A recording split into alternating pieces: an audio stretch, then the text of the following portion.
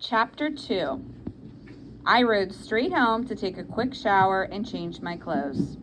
Two old men in straw hats were sitting in the shade outside our building, playing dominoes and chewing raw sugar cane. I smiled at them as I slowed down enough to throw a leg over the seat of my bike, balancing myself on one pedal. Coming to a stop, I lifted the bike off the ground. Then I leaned back to get some momentum in my legs, and I started with it up the steep flight of stairs in our building.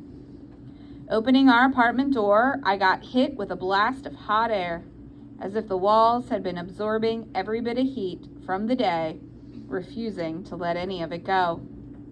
Mama was at work, but my sister Lola was there, studying at the kitchen table. She was still dressed in her school uniform, a white blouse and yellow skirt, with textbooks spread all around her. And every few seconds, a rotating floor fan from the living room would make it seem like a page from one of her open books was almost turning by itself. We had no air conditioner. We could barely afford our electric bill as it was. "How are your math calculations, Julio?" she asked, turning a pencil over and nearly rubbing a hole in her notebook paper with a pink eraser at the other end. Lola and I actually shared an old laptop, though we didn't have a license to be on the internet. We couldn't come close to making the kind of payments needed to become connected. "Why aren't you working on the computer?" "It just makes me feel even hotter." "Never mind that," she said with a hint of impatience. "Now, how are your calculations?" "Okay, I thought, until they started mixing letters in with numbers," I answered, dropping my equipment bag to the floor and hearing the bats inside rattle. "But no matter what, 2 and 2 still equals 4. Unless your father's a defector, then they try to tell you it's something different." "What's that mean?" she asked, sounded irritated with a bead of sweat starting down her right temple. "Please, I can't get distracted. I have nothing but exams for the next 2 weeks. Uncle Ramon told me I might not get picked to be a national because of Poppy." I suppose there was sympathy inside of Lola somewhere, but she didn't seem interested in showing me any. Maybe it was the stifling heat or tension over her test that put a charge into her voice. "That's exactly why I'm going to a university one day, to become a teacher," she said, burying her head inside a book.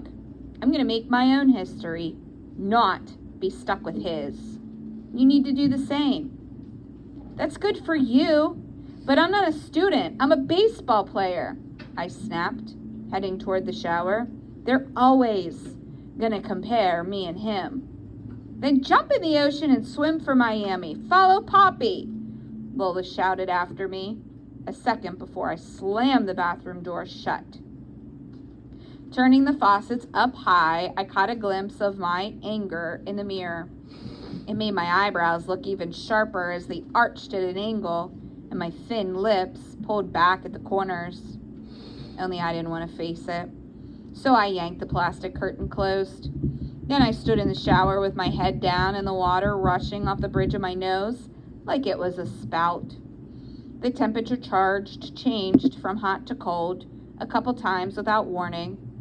Lola had always said there were ghosts in the shower, but I knew it was just other tenants in our building running water at the same time. When I finished, I dried myself and wrapped a towel around my waist. The mirror was fogged over with steam, but I'd seen enough of myself and didn't even consider wiping it clear. Stepping outside into the hall, I saw that Lola had walked away from her textbooks.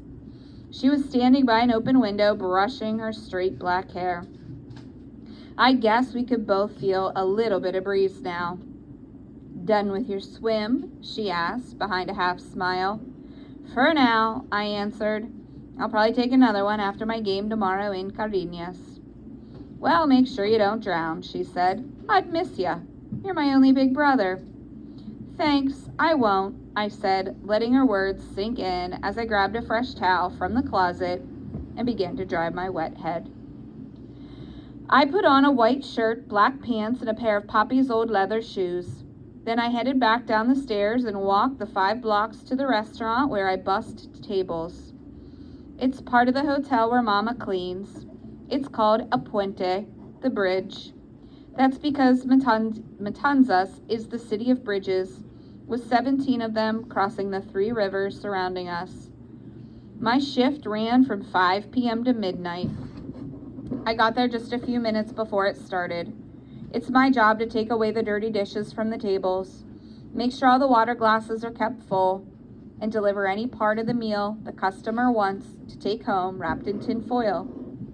The pay by the hour isn't good, but the waiters and waitresses give me and the other 2 busboys a small percentage of their tips every night. That adds up. The only problem I ever had was with a waiter named Horatio, who constantly hides his biggest tips by burying them in a different pocket. He gets away with it because he's the nephew of the restaurant's manager. Otherwise, I'd grab him by his black bow tie, turn him upside down, and then shake him until it rained money. The customers were mostly tourists. Lots of them were from the U.S., even though there's a travel ban from the States to Cuba. They go somewhere like Canada first, and then fly here. The U.S. ban is because we're not a democracy and don't have any real human rights, just the ones our Presidente and his soldiers decide to give us. Living in a country without freedom is like being stuck at a birthday party of someone who believes he's much better than you.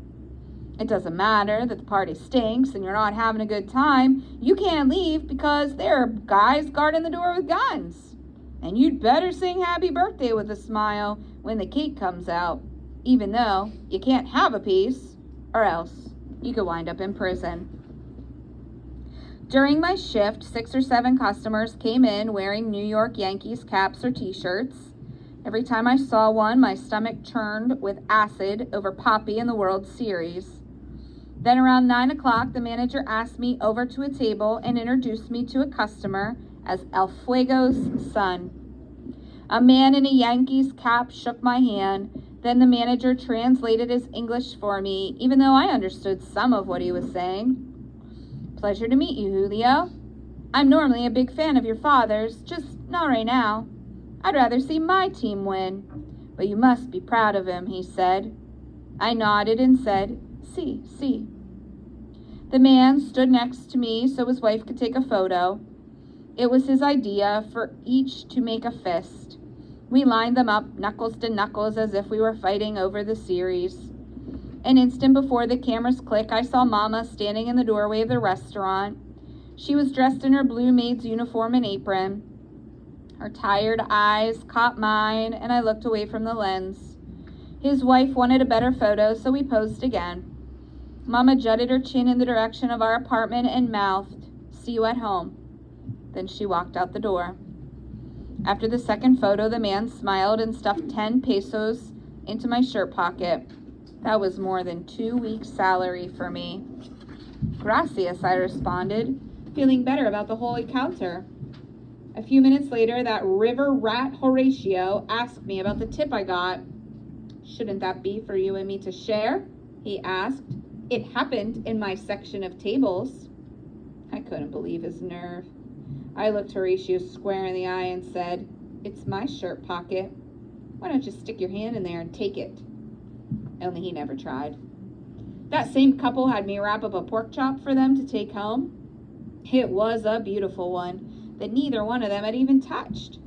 I brought it back to their table, but they forgot it and left the bag behind. Workers aren't supposed to take food out of the restaurant for any reason. But I kept thinking how good that pork chop would taste on the bus ride to Cardenas. So I hid it in a small alcove beneath a wicker basket. And when my shift was finally finished, I made sure no one was watching as I tucked it beneath my arm and headed out the kitchen door. I turned the key in the lock and then I stepped inside our apartment. Mama was sitting on the far end of the couch in her pink seashell bathrobe. There was a single lamp lit over her left shoulder. She had a newspaper spread open on her lap, reading it while she worked at her fingernails with a small file. I figured my sister was already asleep in the bedroom. A pork chop from El Puente. No lecture, please, I said, showing off the silver tin foil like a prize before making a quick detour to put it into the fridge. When I circled back, Mama had a serious look on her face, but it didn't have anything to do with taking food from my job. Lola told me your name might stop you from becoming a national. Maybe, but my name didn't hurt me tonight, I said, taking the 10-peso note from my shirt pocket, then pulling it tight from opposite ends with a snap. That photo I was posing for. I placed it on a small table beside some bills that needed to be paid, like rent and electricity. There was also a bill for the 2 cell phones the 3 of us shared, making calls only when it was something really important. Your father lives like a king while we struggle, Mama said. Sometimes I think money was the reason he defected. Not baseball? Not a World Series ring? He wants a ring. How about this one? She asked, pointing to her gold wedding band. You know why I still wear this? No, I answered, closing the distance between us. It's all I have left, she said as her temper began to flare. This way, I'm the wife of a sports hero who gave this government the middle finger for the whole world to see. And without it, then I'm just the woman he abandoned. He abandoned me and Lola too. But he'll always be your father, no matter what, Mama said. The newspaper fell to the floor as she stood up. He won't always be my husband.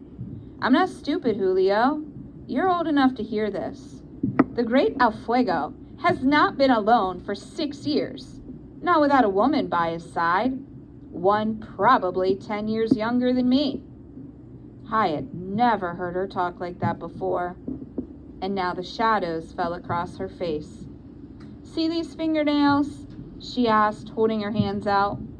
Maybe I can't tell you the name of the woman he's with, but I'm sure her nails aren't chipped from cleaning hotel rooms and scrubbing toilets. They're probably perfect and polished at a salon. I didn't know what to say. I just knew that suddenly I was even angrier at Poppy. You need to make your own life now. Take that money. It's yours, Mama said, becoming calmer and kissing me goodnight on the forehead. Treat yourself to something nice. His name owes you that for having to carry it this long. Then she went into the bedroom, closing the door behind her. For almost a half hour, I paced the living room, cursing Poppy to myself until I was too exhausted to keep going. Finally, I took the cushions off the couch and folded out the bed inside. Then I lay there for a while with the light on, staring up at every crack in the ceiling over my head.